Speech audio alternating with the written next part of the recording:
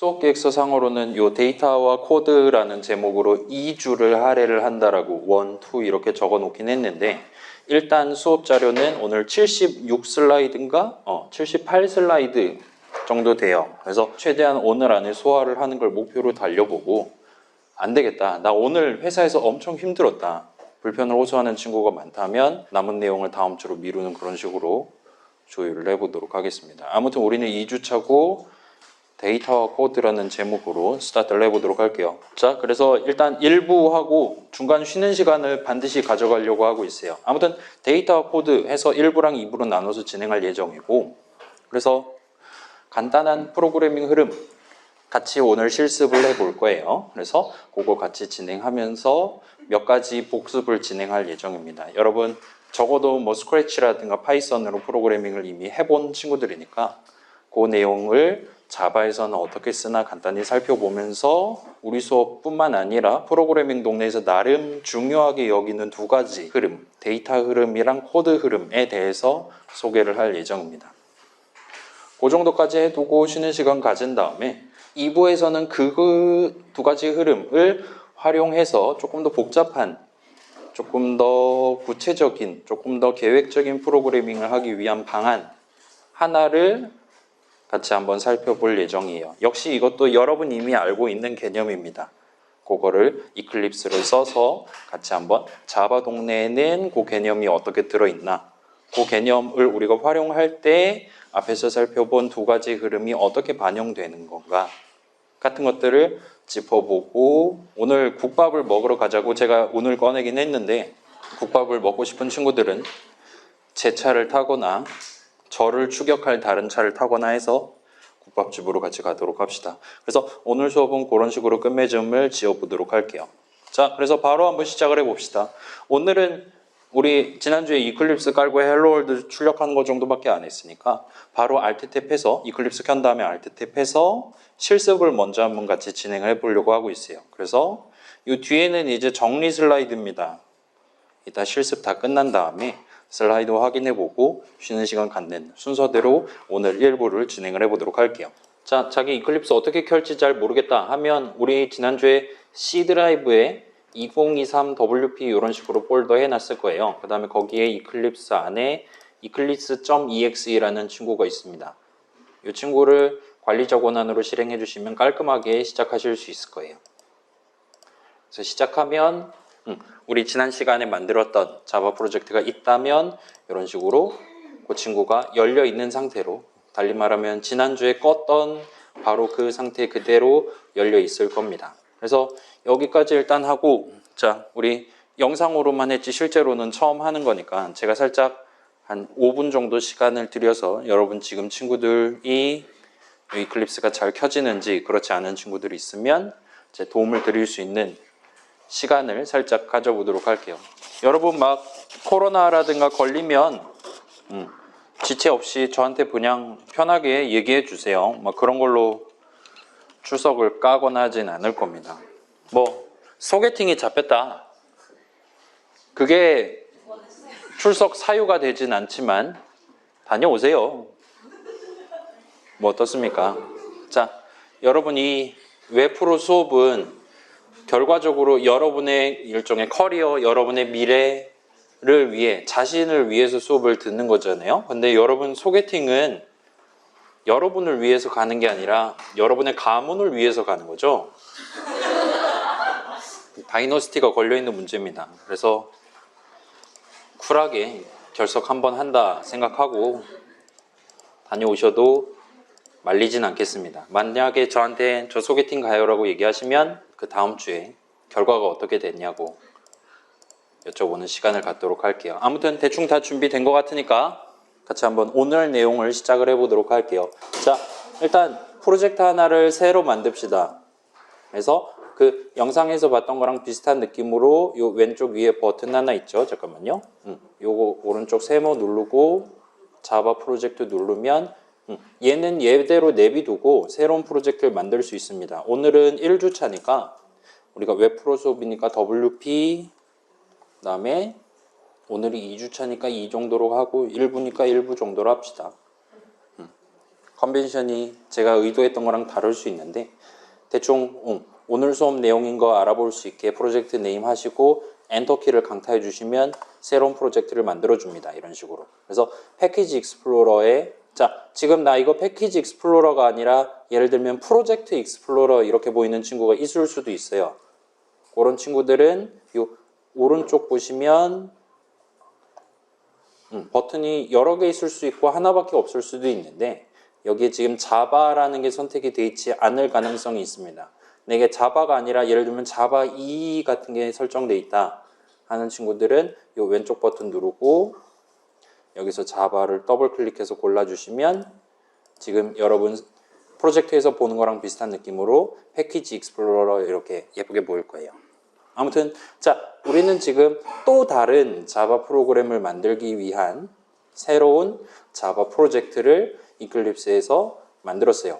그래서 요거 여시면 잠깐만 여기 넣으면 안 되는데 여러분이 이 파일이 안 떴을 텐데 뭐 이건 걱정 안 하셔도 될 것 같아요. 아무튼 src 폴더 열어보면 아무것도 없을 것이고 그 다음에 여기서 오른쪽 클릭하고 뉴 한 다음에 클래스 고르시면 이제 지난주랑 비슷해요. 새로운 자바 프로그램을 만들려고 하고 있고 이 자바 동네에서는 프로그램이 클래스들의 집합, 클래스들의 조합으로 하나의 프로그램을 구성한다고 했으니까 여기다가 돋보기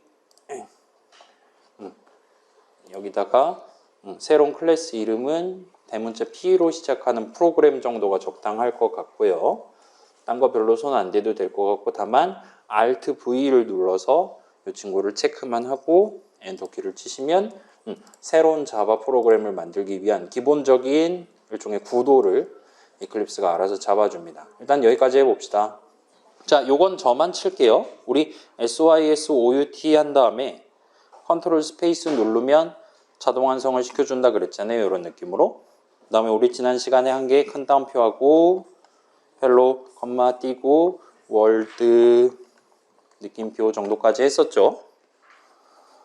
그 다음에 이걸 이제 복사 붙여넣기 중요하다. 그 다음에 Alt Shift G 단축키를 써서 이 친구가 while문 내용물이 되도록 자동 완성 당하는 것까지 진행한 게 지난주 영상 내용이었습니다. 우리 투표했으니까요. 다 한 겁니다, 여러분. 그런 상태고, 자, 사실 요 println이라는 친구는 이렇게 헬로 월드뿐만 아니라 다른 것도 얼마든지 여러분이 원하는 걸 출력을 할 수가 있어요. 예를 들어 지금 우리 새로 만들려고 하는 프로그램의 목표가 화면에 3을 출력하는 프로그램을 만드는 거다라 칩시다. 그러면 여러분은 어떻게 하면 돼요? 그죠? 우리 파이썬 동네에서도 비슷하게 할 수 있었죠? 여기다 그냥 3 적고 요거 저장한 다음에 컨트롤 F11 하면 됩니다. 한번 해볼까요? 파이썬 동네랑 똑같이 파이썬 동네에서 출력할 때 뭐 썼어요? 그죠? print라는 이름의 함수를 썼겠죠? 여기 있을까? 아이들이? 있네? 3.7이 깔려있네요. 언제 쪽 거야 이거? 3.11도 있네요. 여기서 불편하다. 좀 다음 시간부터는 제 노트북을 쓸 수 있으면 좋겠어요. 여기서 print 3 하면 3 나오는 거고 print 헬로 하면 헬로 나오는 거고 이런 거 많이 해봤었겠죠? 자바도 그거랑 비슷한 느낌으로 쓸 수 있다라고 봐주시면 좋을 것 같아요. 만약에 여러분 과제 목표가 화면에 3을 출력하는 프로그램이었다라면 여기까지 한 다음에 제출하면 만점을 받는 겁니다. 그러면 이제 자, 과연 얘는 3만 될까요? 예를 들면 3.5 같은 거 할 수 있을까요? 당연히 되겠죠. 하면 이건 저만 할게요. 실행하면 화면에 3.5가 출력됩니다. 3.5하고 엔터키를 쳐줘요. 자, 그러면 질문을 하나 해볼까요? 만약에 여기다가 더하기 기호를 섞어서 3 더하기 5라고 제가 지금 적어놨어요. 괄호 안에다가요. 원래 헬로월드 같은 거 적는 자리에다가요. 자, 요거 지금 저장하고 실행하면 화면에 뭐라고 출력이 될까요? 이전까지는 여러분이 여기다 적어놓은 그대로 콘솔 창에 출력을 해줬었는데 얘 같은 경우는 지금 많은 친구들이 답변한 것처럼 뜬금없이 8이 튀어나옵니다. 자, 왜 8이 출력이 됐나요? 우린 지금 8을 저 괄호 안에 적은 게 아님에도 불구하고 화면에 지금 8을 출력을 했어요. 이유는 우리가 지금 3 더하기 5라고 적어놨고 그 덧셈을 먼저 수행한 다음에 3이랑 5를 더하는 걸 먼저 한 다음에 그 결과에 해당하는 8을 최종적으로 프린트를 했기 때문에 화면에 8이 출력됐다라고 말하면 깔끔하게 말할 수 있게 되겠죠. 자, 그러면 3 더하기 5는 되고 당연히 여러분 일반적인 계산기에서도 쓸 수 있는 3 빼기 5 당연히 될 거예요. 그 다음에 3 곱하기 5 컴퓨터 동네에선 곱하기 대신에 별 적죠. 이러면 이제 실행하면 15가 튀어나오겠죠. 자, 그 다음에 3 나누기 5도 할 수 있겠죠. 요거 출력하면 뭐가 나올까요? 파이썬 동네, 그러니까 파이썬 3 동네랑 다르게 자바 동네에서는 얘는 0이 나옵니다. 0이 무슨 뜻이에요? 자, 나누기는 두 수를 나누면 이제 두 가지 숫자가 튀어나오잖아요. 하나는 몫이고 하나는 나머지가 튀어나오죠. 그렇죠? 3을 5로 나눈 몫은 0이 맞죠? 그래서 그 몫을 우리한테 지금 보여주고 있다 보시면 됩니다. 여기에 만약에 6을 적어놨었다. 6 나누기 5를 했었다라면 얘는 몫이 1이니까 화면에 1이라고 출력이 될 겁니다. 자, 그럼 여러분 요것도 아마 지난 수업에서 배웠겠죠? 그럼 몫이 아닌 나눴을 때 나머지를 내가 알고 싶다라면 그때는 뭐를 쓰면 되나요? 그렇죠? 컴퓨터 동네에서는 일반적으로 그때는 퍼센트 기호를 씁니다. 그럼 얘는 3% 5 하면 3을 5로 나눴을 때 나머지인 3이 나오게 될 거예요. 이거 한번 질문해 볼까요? 자, 3 나누기 5 하면 0이 나와요. 여러분 질문 하나 해볼게요. 자, 마이너스 3을 5로 나누면 몫은 얼마가 나올까요? 자, 마이너스 3을 5로 나누면 몫이랑 나머지가 튀어나올 겁니다. 여기서 몫은 과연 0이 나올까요? 한번 실행해 보시면 여기서는 0이라고 나오는 걸 볼 수 있어요. 그래서 얘가 아마 파이썬이랑 다른 점일걸? 이라고 저는 예상을 했는데 잠깐만요. 지금 거짓말하고 있는 걸 수도 있으니까 파이썬이랑 자바는 이게 살짝 달라요. 파이썬 동네에서는 이때는 마이너스 3을 5로 나눈 몫을 마이너스 1이라고 쳐줍니다. 그러면 나머지는 얼마가 나오겠어요? 자, 파이썬을 예시로 놓고 봅시다. 파이썬 동네에서 마이너스 3을 5로 나눈 몫은 마이너스 1이에요. 나머지는 한번 물어볼까요? 나머지는 2가 나오게 되는 거죠. 몫이 마이너스 1이니까 그러면 마이너스 1 곱하기 5 더하기 나머지 했을 때 마이너스 3이 나와야 되니까 이 동네에서는 나머지가 2가 나옵니다. 자바 동네에서는 여기서 몫이 0이니까 나머지는 그렇죠. 나머지가 음수가 나올 수 있어요. 여기서는. 자, 이거 1도 외울 필요 없습니다, 여러분. 보통 음수를 잘 안 쓰는데 파이썬이 살짝 특이해요, 요거는. 그래서 여러분 어쩌면 나중에 진짜로 내가 웹사이트를 회사에서 만든다 했을 때 막 뭐 입출금 같은 거 그렇게 막 정리하거나 했을 때 갑자기 털리거나 할 가능성이 있기는 합니다. 그럴 때 이제 요 음수랑 관련된 부분을 지금 뭐로 짜놨냐 같은 자잘한 것들 때문에 회사가 막 마이너스 3원씩 손해를 본다거나 그런 일이 발생할 수도 있어요. 아무튼 간에 여러분 지금 잘 알고 있는 것 같고 여기다가 여러분이 얼마든지 막 3만 적을 수 있는 거 아니고 H만 적을 수 있는 거 아니고 여러분이 미리 알고 싶은 숫자가 튀어나오는 글자들을 잘 집어넣은 다음에 실행을 하면 일단 가장 먼저 요 덧셈들을 다 수행하고 그 다음에 최종적으로 결과 값에 해당하는 걸 콘솔창에 보여준다라고 볼 수 있을 거예요. 자, 그래서 엔간하면 여러분 우리 전반부에는 막 예쁜 웹페이지 막 그림 띄우고 막 그런 거는 안 할 거예요. 그래서 전반부에는 여러분의 프로그램에서 뭔가 결과가 나와서 그거를 사용자한테 보여준다 할 때는 기본적으로 요 println이라는 친구를 쓰게 됩니다. 그리고 우리 지난 시간에 그 영상에서도 소개했었죠. 이거 너무 기니까 SYSOUT 6글자 적고 컨트롤 스페이스 누르시면 이런 식으로 알아서 자동 완성해 줄 거예요. 그래서 종종 쓰시게 될 겁니다. 자, 그러면 조금 복잡한 프로그래밍 목표에 한번 도전을 해봅시다. 일종의 인공지능을 우리가 만들 거예요. 그래서 이 프로그램을 일종의 의인화를 해서 이 프로그램이 여러분들한테 나이를 입력하세요 라고 보여줄 겁니다.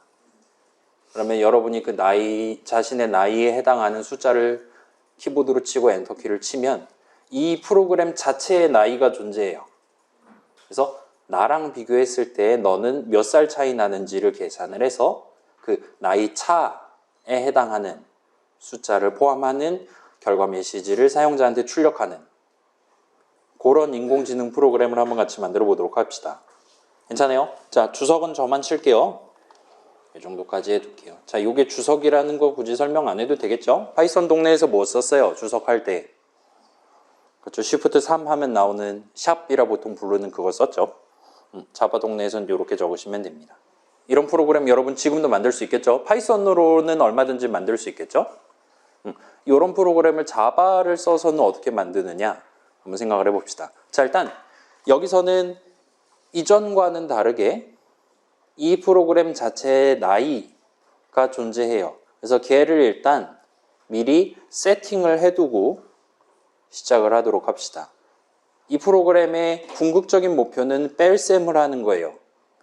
뺄셈을 해서 결과를 출력하는 겁니다. 그래서 뺄셈을 하기 위한 두 개의 숫자 중에 하나는 이 프로그램의 나이니까 그거를 미리 정해 놓는 거를 먼저 적어 보도록 할게요. 자, 파이썬 동네에선 그때 어떻게 했어요? 예를 들어 my age라는 게 있다 칩시다.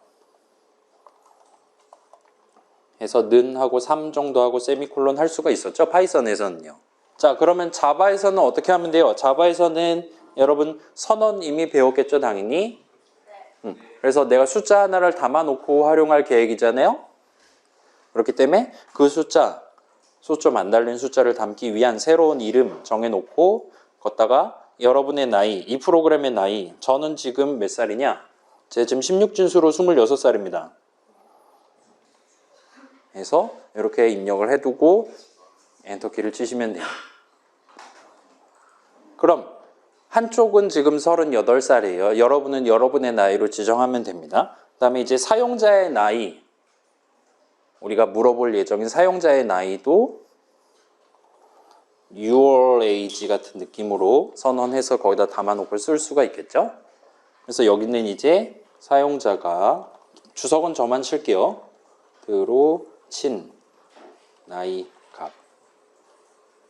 값을 여기다 담으면 우리는 목표를 달성할 수가 있는 거예요. 자, 요거는 일단 당분간은 따라서 칩시다.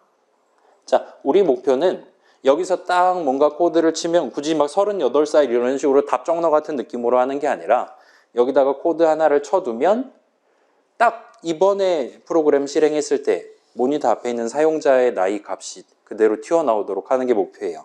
그러기 위해서는 일단 자바 동네에서는 준비를 먼저 해야 됩니다.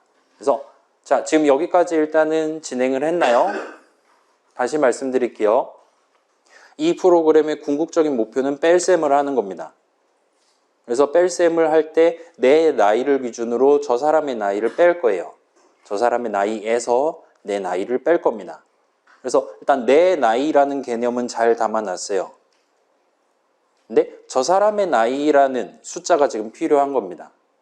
그거는 키보드로 입력을 받을 거예요. 그 사용자의 키보드 입력을 어떻게 받을 것이냐는 당분간은 지금 여기서 확인하는 이런 느낌으로 같이 한번 진행을 해보도록 합시다. 자, 일단 선언을 우리가 적을 거예요. 선언은 배웠죠, 여러분? 선언이 뭡니까? 프로그래밍 동네에 선언이라는 개념이 있는 동네가 상당히 많고 자바뿐만 아니라 C라든가 등등. 자, 그런 데서 일단 기본적으로 선언이라 함은 이건 다음 시간에 나올 수도 있고 안 나올 수도 있을 것 같은데 여러분 이미 공청 검토했으니까 아마 이미 들어본 적 있을 거예요. 선언은 기본적으로 이름을 선언을 합니다. 네, 이런 이름 쓸 거니까 알아둬라 라고 적어두는 거예요. 그래서 여긴 지금 myH라는 새로운 이름을 도입해서 쓰기 위해 이 이름에 대한 선언을 적은 셈입니다. 그럼 이제 왼쪽에 뭔가가 붙을 수 있고 오른쪽에 뭔가가 붙을 수 있어요. 아무튼 선언은 세미콜론으로 끝이 나게 됩니다. 그런 상황에서 지금 얘 왼쪽에 int의 세 글자가 적혀 있죠. 얘는 지금 이 이름을 무슨 용도로 쓸 것이냐를 적은 셈이 돼요. 여긴 지금 숫자 하나를 담기 위해 myAge라는 이름을 쓸 것이다 라고 정한 셈이 됩니다. 이건 저만 칠게요. 여러분이 그래서 int 값 하나를 담기 위한 넘버라는 이름을 새로 도입을 얼마든지 할 수 있어요. 근데 윗줄은 거기까지만 하고 끝난 게 아니죠. 여긴 지금 는 한 다음에 뭔가를 지금 또 쳐놨잖아요. 만약에 요게 적혀 있다라면 요 myAge란 이름에 숫자 하나 담기 위한 이름에 처음에 뭐를 담아놓고 스타트를 할 거냐까지 정하는 셈이 돼요. 보통 초기화라고 부르죠.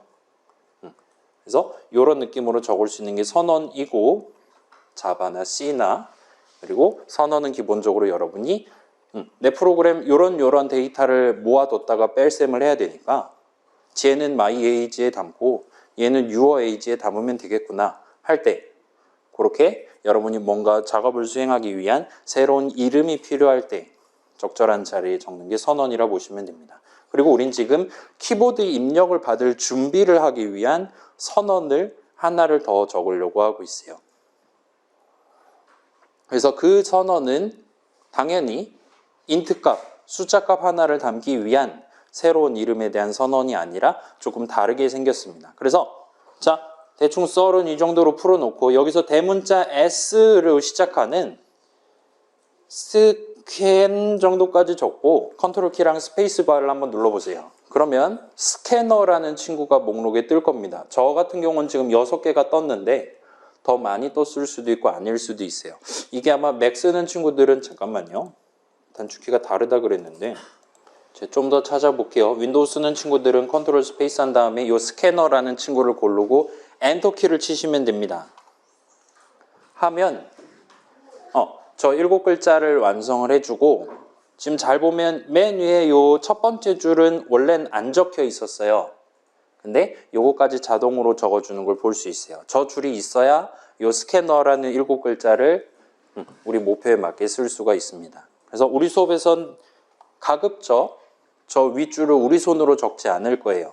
대신에 방금 봤던 그런 느낌으로 중간중간 컨트롤 스페이스하고 엔터키 쳐서 이클립스한테 알아서 적어달라고 부탁을 할 예정입니다. 그래서 여기까지 일단 해주시고 그래서 우리는 지금 스캐너를 int 대신 적은 셈이에요. 스캐너라는 거를 다루기 위한 소문자 S로 시작하는 스캐너 정도로 해서 새로 도입하려는 이름을 적고 여기다 는 한 다음에 여러분 지난 시간에 공창컴에서 아마 요 new라는 키워드도 배웠겠죠?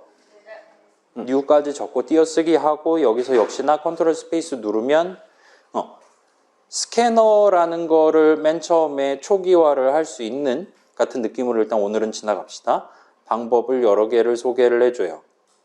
그래서 여기서는 사실 아무거나 대충 골라서 엔터키를 치시면 괄호 열고 닫고까지 해서 이렇게 자동 완성을 해줍니다. 여기서 대문자 S로 시작하는 시스템 적고 점 찍고 그러면 in이라는 걸 골라줄 거예요.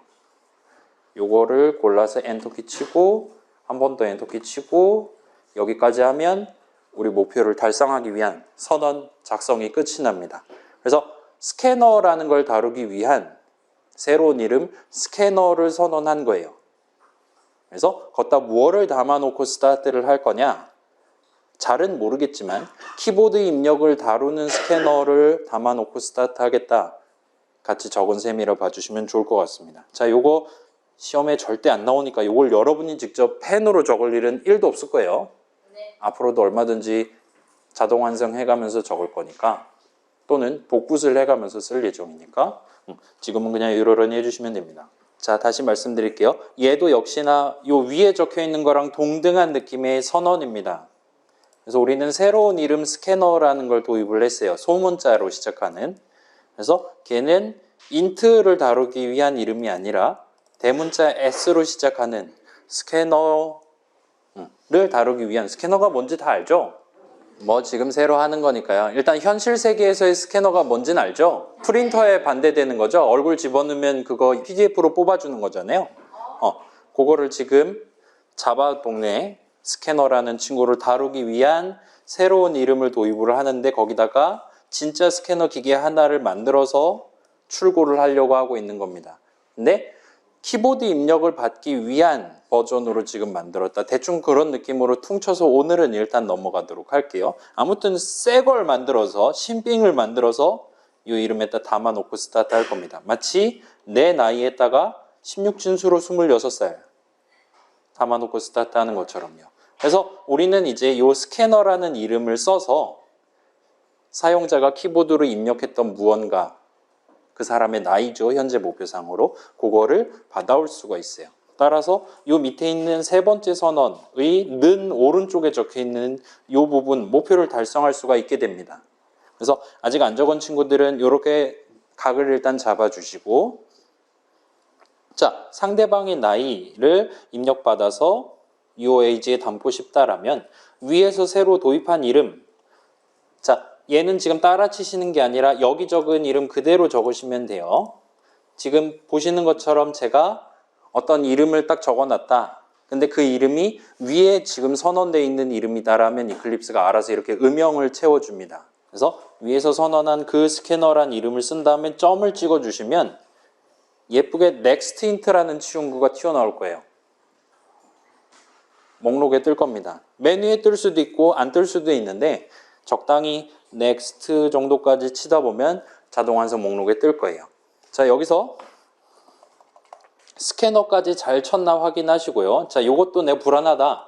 그러면 스캔 정도까지 치고 컨트롤 스페이스에서 스캐너라는 이름 뜨는 거 확인하고 엔터키 치고 점을 찍고 Next Hint라는 친구를 골라주시면 돼요. 그러면 이 부분은 이제 사용자가 입력하고 엔터 친 내용을 토대로 숫자 값 하나를 나한테 던져주는 그런 느낌이에요.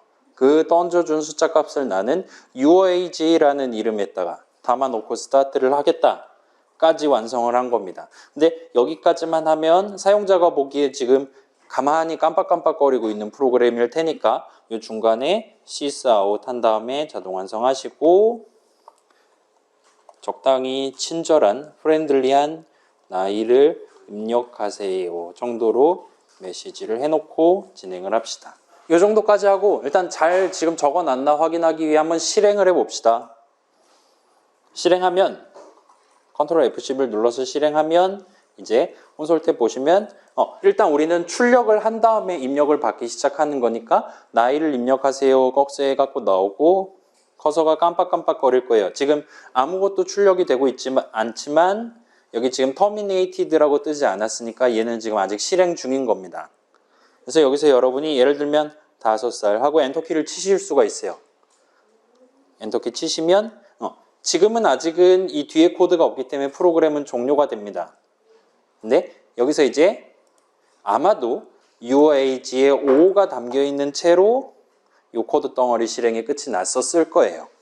근데 지금 불편한 점이 이제 나이를 입력하세요 하면 바로 여기에 5하고 엔터 칠 수 있으면 좋을 텐데 지금 아랫줄에서 5하고 엔터를 쳤잖아요.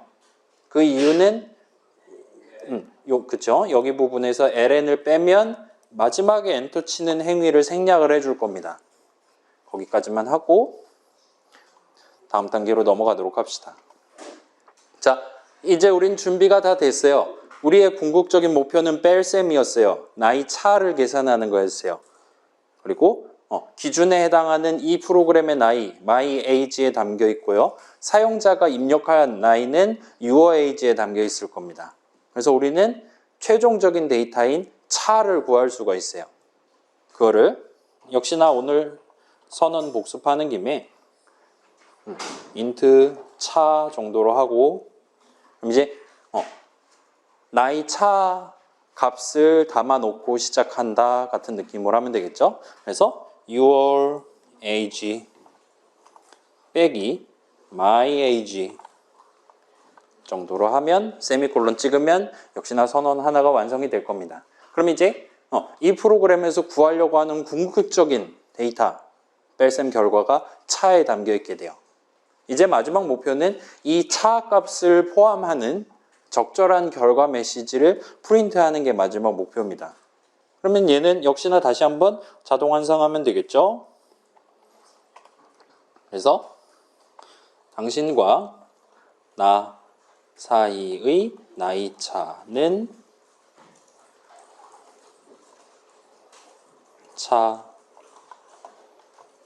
4살입니다. 정도까지 적고 엔터 치면 마지막 출력하기 위한 코드가 완성되겠죠. 자바 동네가 다른 동네에 비해서 편한 점은 그냥 더 하시면 됩니다. 그래서 메시지 같은 거 할 때 그냥 덧셈 하시면 저 차는 숫자란 말이에요. 그럼에도 불구하고 결과적으로 메시지를 만들어 가지고 출력을 할 거예요. 그래서 저기 지금 3 들어가 있었다. 3살입니다. 이렇게 예쁘게 출력을 해줄 겁니다. 자, 여기까지 하시면 이제 다시 한번 실행해 보시고 다시 한번 콘솔 탭 가서 여러분의 나이를 입력해 보실 수 있을 거예요. 그래서 해볼까요? 컨트롤 F10을 누르면 나이를 입력하세요. 5살 하면 당신과 나 사이의 나이 차는 33살, 마이너스 33살입니다. 라고 말하는 걸 볼 수 있어요. 나이에 비해서 33살 어립니다. 다시 한번 해볼까요? 나이를 입력하세요. 38살 하면 0살입니다. 라고 잘 나와요. 나이를 입력하세요. 예를 들면 뭐 65,536살 하면 잘 계산해서 65,498살입니다. 라고 나옵니다.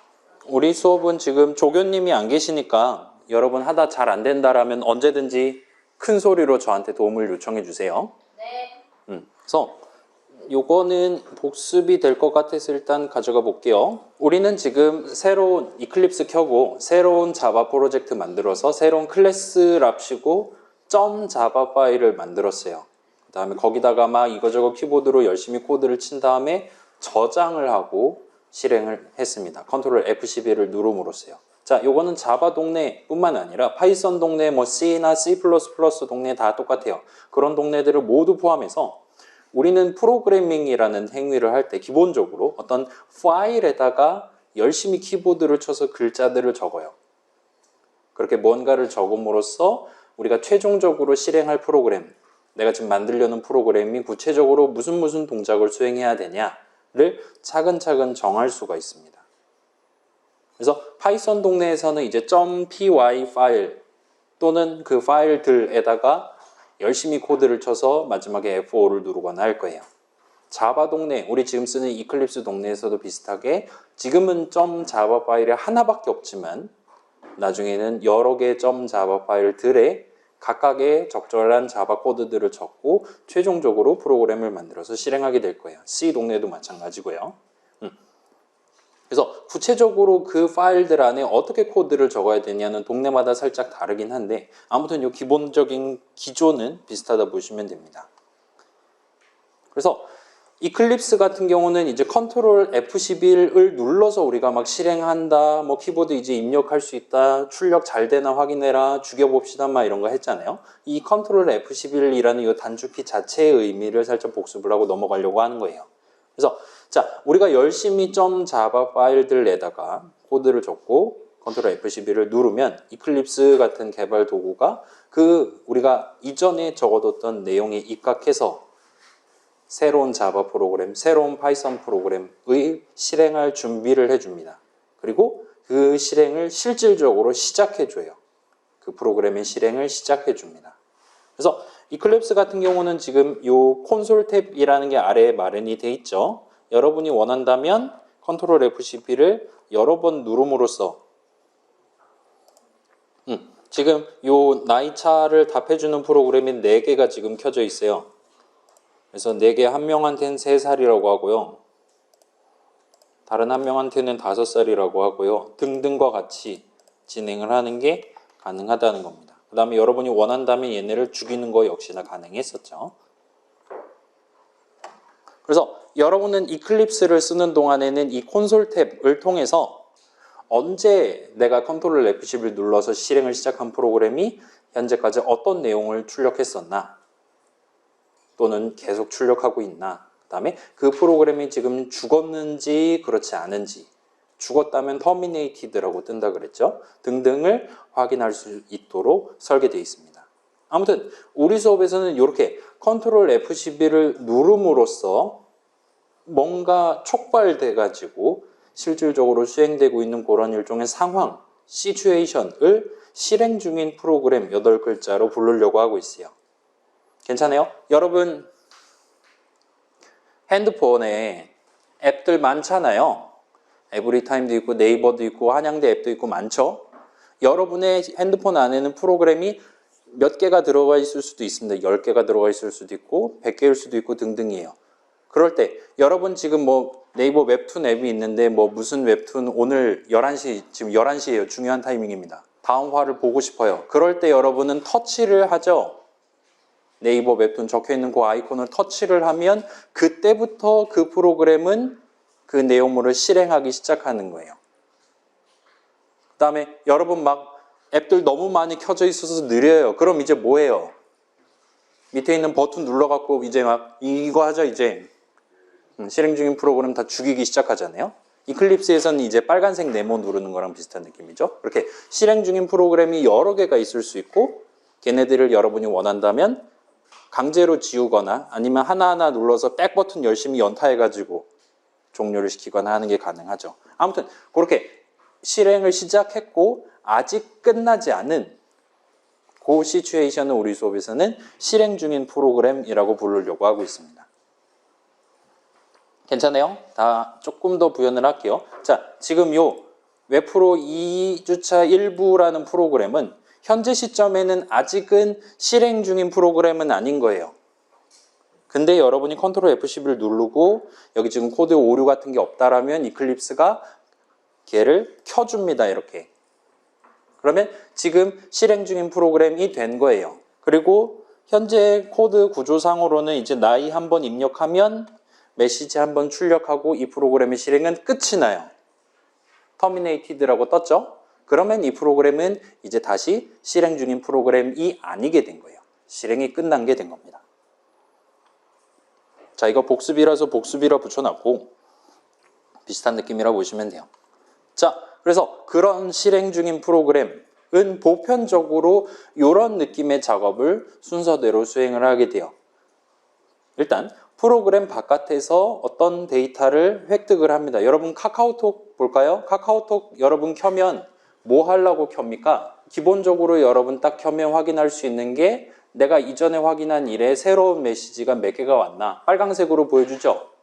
자, 그거는 기본적으로 이 핸드폰에는 원래는 없었어요. 그 데이터는. 근데 여러분이 카카오톡을 누르면 카카오톡 서버, 제주도에 있거나 하겠죠. 거기에 가서 지금 이 사용자가 이전에 확인한 체크한 일에 새로 도착한 메시지가 각각 톡방에 대해서 있냐 없냐 있다면 그 데이터를 가져오도록 그렇게 코드가 구성되어 있다 보시면 됩니다. 카카오톡 같은 경우는 각각의 톡방마다 이제 누르면 그때 데이터를 가져오죠. 아무튼 그래서 프로그램을 실행한다 했을 때 일단 가장 먼저 보통 수행하는 건 저 사람이 이 프로그램을 실행한 목표가 있을 거란 말이에요. 그 목표를 달성하기 위해 필요한 데이터를 프로그램 바깥에서 가져오는 걸 일반적으로 먼저 합니다. 그렇게 저 사람이 목표로 하는 그 작업을 수행하기 위해 필요한 데이터가 다 모였다면 바깥에서 가져오고 어떤 데이터는 미리 안에 세이브를 해놨었고 그렇게 해서 다 모였다면 걔네들을 조합해서 새로운 데이터를 만들어요. 방금 전 프로그램 같은 경우는 몇 살 차이 나냐에 해당하는 숫자를 만들 수가 있었고 여러분 다른 앱들도 비슷한 느낌입니다. 우리가 나중에 만들 웹 서비스도 비슷한 느낌이라고 봐주시면 돼요. 자, 아무튼 그렇게 새로운 데이터를 계산을 해낸 다음에 그 새로운 데이터를 토대로 프로그램 바깥에다 뭔가를 출력을 하는 걸 마지막으로 하게 됩니다. 그래서 우리 방금 전에는 이제 몇 살 차이 납니다 출력을 했죠. 그 다음에 카카오톡 같은 경우는 이렇게 한 번 보여주고 끝나는 게 아니기는 하지만 결과적으로는 여러분한테 빨강색으로 새 메시지 몇 건 300 플러스 이런 거 막 적혀 있는 출력을 하게 되는 거예요. 이와 같이 일반적으로 실행 중인 프로그램이 가져가는 흐름은 데이터 관점에서 바라보는 게 가능해요. 여러분 데이터가 뭔지 굳이 설명 안 해도 되겠죠? 데이터가 뭡니까? 요즘 막 그런 거 나오잖아요. 요즘 데이터가 워낙 광범위하게 대규모로 쓰이니까 막 그 빅 데이터라든가 그런 단어 들어본 적 있죠. 자, 지금 여러분이 요거가 아닐까라고 생각하는 그 대부분의 것들이 데이터다라고 말할 수 있어요. 그냥 숫자 얼마든지 데이터라 말할 수 있어요. 지금 my age, your age 담는 그거 숫자들 아니면 여러분 웹브라우저 켰을 때 이제 네이버.com 하면은 그 URL이라고 부르죠. 주소라고도 부르고 그것도 하나의 데이터고 그 데이터를 이제 네이버 서버에 보내면 녹색으로 점철되어 있는 웹페이지 하나를 받아올 수 있는 거죠. 그죠? 대문에 해당하는. 그래서 그렇게 날아오는 그 이미지들 하나하나 그 웹 페이지에 대한 정보 등등이 전부 다 데이터다라 말할 수 있어요. 아무튼 여러분이 지금 생각하는 그 모든 게 다 데이터고 그런 것들을 다루는 이렇게 가져와서 새로운 데이터를 얻고 그 결과를 사용자한테 보여준다라는 일련의 흐름이 실행 중인 프로그램에 존재한다는 거예요. 자, 그래서 일반적으로 우리가 어떤 앱을 왜 켜냐? 왜 지금 켜고 앉았냐? 이유를 물어본다면 주로 데이터 관점에서 그 의의를 찾을 수가 있다는 겁니다. 물론 여러분이 프로그래밍 지금 처음으로 배우고 있는 입장에서 아까 그 세 가지 흐름들 중에 하나 내지는 두 개 이상을 수행하지 않는 프로그램도 얼마든지 만들 수 있어요. 그 지난 시간에 만들었던 헬로 월드 출력하는 프로그램은 사용자 입력을 받지 않았잖아요. 그렇죠? 그런 프로그램들도 일단 만들 수는 있습니다. 또는 그 어떤 메시지도 콘솔 창에 출력하지 않는 아무 말도 하지 않는 프로그램도 얼마든지 만들 수 있어요. 나이를 입력하세요. 3 입력해서 엔터키 쳤는데 프로그램이 그냥 죽어버리는 겁니다. 만들 수는 있어요. 괜찮아요? 자, 지금 우리가 프로그램 바깥에 뭔가를 출력한다. 프로그램 바깥에서 뭔가 데이터를 가져온다라는 표현을 자꾸 쓰고 있는데, 자, 기본적으로 여러분 .java 파일, .jsp 파일 포함해서 그런 파일들, 그다음에 여러분 지금 프로젝터 이렇게 보고 있는 이 화면 또는 여러분 키보드, 마우스 같은 입력 장치들은 전부 다 지금 언급하고 있는 실행 중인 프로그램의 바깥에 있는 친구들입니다. 괜찮아요? 키보드 입력 받는다라는 건 프로그램 바깥에서 입력 받는다에 속하는 거예요. 그래서 우리 지난 시간에 만들었던 그 헬로 월드라는 프로그램은 그 어떤 데이터도 바깥에서 가져오지 않아요. 그렇기 때문에 언제 이 프로그램 컨트롤 F12를 누르든 간에 항상 헬로 월드를 한 번 출력하는 또는 항상 2번 출력하는 또는 항상 계속 출력하는 프로그램으로서 존재했었을 겁니다. 괜찮아요? 자, 요 시간이라는 개념, 언제 컨트롤 F12를 누르냐라는 그 시간이라는 개념조차도 프로그램 바깥에 있어요. 여러분이 원한다면 예를 들어 금요일 날 실행하면 오늘은 퇴근을 빨리 합시다라는 메시지가 출력되고 그렇지 않은 날에는 오늘도 열심히 일합시다라고 출력하는 프로그램 얼마든지 만들 수 있습니다. 그럴 때 여러분은 오늘이 무슨 요일이냐라는 데이터가 필요하겠죠. 그 데이터는 반드시 바깥에서 가져와야 돼요. 시간과 관련한 지금이 몇 시냐라는 시계조차도 실행 중인 프로그램의 바깥에 있다 보시면 됩니다. 헬로월드 프로그램은 시간 개념조차도 없는 친구이기 때문에 항상 똑같이 실행될 수밖에 없을 거예요. 코드를 바꾸지 않는 이상은요. 자, 근데 그러면 우리가 헬로월드 프로그램 잘 실행되는 거 보고 지금 이 수업에 오긴 했는데, 자, 그 프로그램 한번 딱 실행했을 때 그래 잘 실행되나? 구경하는 거 얼마든지 재밌을 수 있어요. 근데 일단 한번 만들어 보고 잘 돌아가는 거 확인하면 굳이 그 친구를 다음 시간에 또는 중간고사 30분 전에 컨트롤 F11 눌러서 한 번 더 실행해 볼 이유는 딱히 없을 겁니다. 이런 세 가지 데이터 흐름이 존재하지 않는 프로그램 같은 경우는 굳이 사용자한테 의미를 갖는 프로그램이 아닐 가능성이 높다는 거예요. 달리 말하면 우리가 평소에 앱을 쓸 때라든가 웹브라우저로 어떤 인터넷 웹페이지에 접속을 한다든가 할 때 왜 지금 접속을 하고 있는 건지 라고 머릿속으로 되뇌면 데이터 측면에서 그 목적, 그 의미를 가져가실 수가 있다는 겁니다. 자, 아무튼 우리 수업에서는 이런 데이터 관점에서의 실행 중인 프로그램 내에 존재하는 흐름을 데이터 흐름이라고 축약을 해서 부르려고 하고 있어요. 자, 외울만 하죠? 어때요? 나쁩니까? 네, 그래요. 자, 데이터 흐름 아까 세 가지를 살펴봤어요. 가져와서 새로운 거 만들어서 바깥으로 보낸다가 기본적인 데이터 흐름이라 보시면 돼요. 자, 요거는 조금 지금 얘기하기 번잡할 수 있는데 잠깐만요. 지금 우리 11페이지긴 한데 1부 끝이 오늘 이거 다 할 수 있을까? 아니요. 여기가 44페이지가 마무리거든요. 지금 쉽시다 그럼. 마침 28분이니까 몇 분 쉴래요? 40분에 재개를 할게요. 자, 화장실 갔다 오실 분들 다녀오시고 미안해요. 이렇게 할게요.